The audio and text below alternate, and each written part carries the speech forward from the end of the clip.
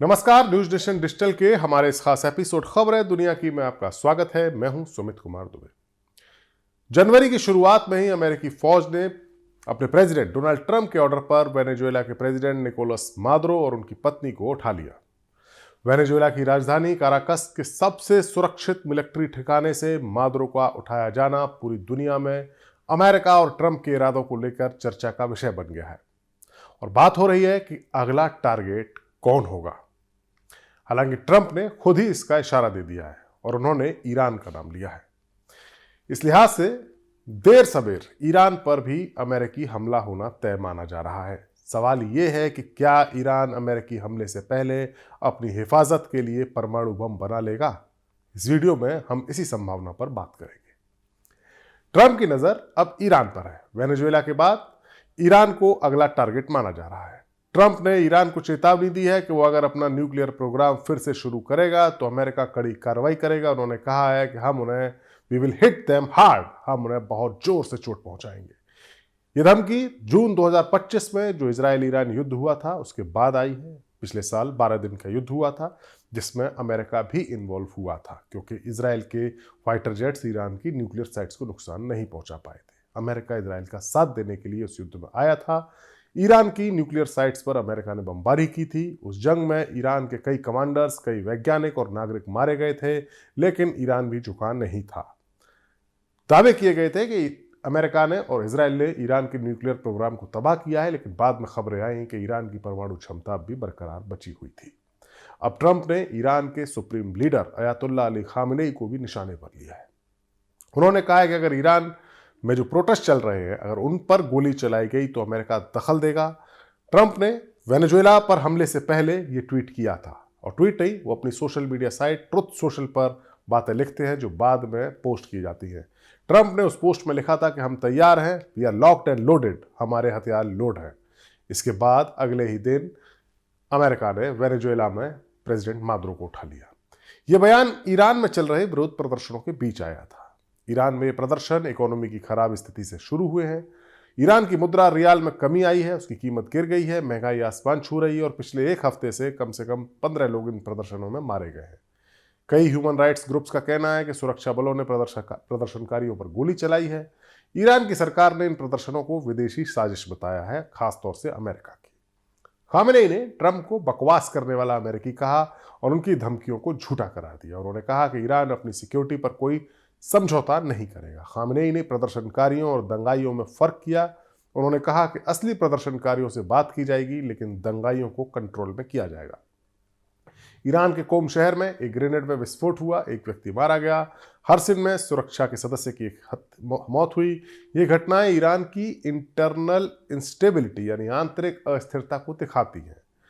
अगर प्रदर्शन बढ़े तो शासन परिवर्तन की संभावना भी बन सकती है, लेकिन ईरान का आरोप रहता है कि ये प्रदर्शन यूएस स्पॉन्सर्ड है या जो दंगाई हैं वो यूएस स्पॉन्सर्ड है। उनके पैसों से ये प्रदर्शन हो रहे हैं ताकि रिजीम चेंज किया जाए या माहौल बनाया जाए कि जो ईरान की सत्ता है उसके खिलाफ जनता हो गई है। ट्रंप इसका फायदा उठाना चाहते हैं। ट्रंप कहते हैं कि ईरान का शासन बदलना जरूरी है ताकि इस इलाके में शांति आए। ईरान का इस्लामिक शासन 1979 की इस्लामिक क्रांति के बाद आया था। ईरान उससे पहले अमेरिका का दोस्त हुआ करता था, लेकिन तब से ईरान अमेरिका का दुश्मन है और ईरान अमेरिका के बीच में डिप्लोमेटिक रिलेशन तक नहीं है, यानी दोनों देशों में एक दूसरे के यहाँ अपने दूतावास तक नहीं है। ईरान कहता है कि अमेरिका और इजराइल इन प्रदर्शनों को भड़का रहे हैं। ईरान को अंदाजा है कि इन प्रदर्शनों के जरिए अमेरिका हमला करने का बहाना ले सकता है, जैसा कि ट्रंप ने सोशल मीडिया पर लिखा। ईरान जानता है कि मादुरो के बाद अगला नंबर उसका हो सकता है, लिहाजा ईरान जंग की तैयारी में जुटा हुआ है। जून 2025 की जंग में इजराइल ने ईरान के 1/3 मिसाइल लॉन्चर नष्ट किए थे। अब ईरान अपनी बैलिस्टिक मिसाइलों का पुनर्निर्माण कर रहा है। यूएन की पाबंदियों के बावजूद चाइना से इसके लिए केमिकल मंगवाया जा रहा है। पश्चिमी खुफिया एजेंसियों के मुताबिक सितंबर 2025 से लेकर अब तक 2000 टन सोडियम परक्लोरेट पहुंचा है। यह केमिकल मिसाइलों के ईंधन बनाने के काम आता है। इससे तकरीबन 500 मिसाइलें बन सकती हैं। पहले ईरान हर महीने 200 मिसाइलें बनाता था। जहाज़ों जैसे MV बश्त और MV अर्तावन से यह सामग्री बंदर अब्बास में पहुंची थी। अमेरिका ने इन जहाज़ों पर पाबंदी लगाई थी, लेकिन चीन ने ईरान का साथ दिया। ईरान की सेना ने कहा कि वो पूरी तरह तैयार है, सीमाओं पर फौजी तैनात है और किसी भी हमले का जवाब दे देंगे। परमाणु बम बनाने की कोशिश ईरान के लिए एक बड़ा मुद्दा है। मिसाइलों की तैयारी, मिसाइल लॉन्चर्स की तैयारी तो है, लेकिन मेन मुद्दा परमाणु बम है। इजराइल और अमेरिका अक्सर ईरान पर आरोप लगाते हैं कि वो गुपचुप तरीके से परमाणु बम बनाना चाहता है। इजराइल की खुफिया रिपोर्ट्स के मुताबिक ईरान ने साल 2023 के अंत या 24 की शुरुआत में परमाणु हथियार की डिजाइन के परीक्षण किए थे। ये परीक्षण कामयाब रहे थे। ईरान के पास इतना यूरेनियम तो है कि वो 9 परमाणु बम बना सकता है। इंटरनेशनल परमाणु ऊर्जा एजेंसी यानी IAEA की रिपोर्ट कहती है कि ईरान हथियार ग्रेड के यूरेनियम का संवर्धन कर रहा है। इजराइल मानता है कि ईरान बम बनाने से कुछ ही हफ्तों की दूरी पर है, अगर फैसला ले लिया गया तो उसको जल्दी भी बना सकता है। जून 2025 में इजराइल ने ईरान के 9 प्रमुख परमाणु वैज्ञानिकों को मारा था, जो परमाणु इंजीनियरिंग के जानकार थे। यह हमला ईरान के परमाणु कार्यक्रम को रोकने या डिले करने के लिए किया गया था, लेकिन ईरान रुका नहीं है। ट्रंप कहते हैं कि अगर ईरान ने बम बनाया तो अमेरिका पहले हमला करेगा, लेकिन सवाल यह है कि क्या ईरान हमले से पहले बम बना लेगा। जानकारों का कहना है कि ईरान कुछ हफ्तों में ही बम बना सकता है, लेकिन अमेरिका हमला अगर पहले कर सकता है तो मुश्किल होगी।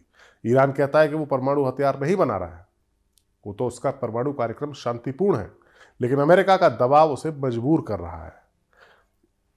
वजह साफ है, ऐसा माना जा रहा है जब से मादुरो को उठाया गया है या जब से रशिया ने यूक्रेन पर हमला किया है, तब से अंतर्राष्ट्रीय बिरादरी में ये बात उठ रही है कि अगर सिक्योर रहना है, अपने मुल्क की, अपनी लीडरशिप की सिक्योरिटी चाहिए, तो आपके पास परमाणु हथियार होने जरूरी है। और इसके लिए Kim Jong Un, north Korea के तानाशाह का उदाहरण भी दिया जाता है, जिनको अमेरिका अभी तक जिन पर हाथ नहीं लगा सका है।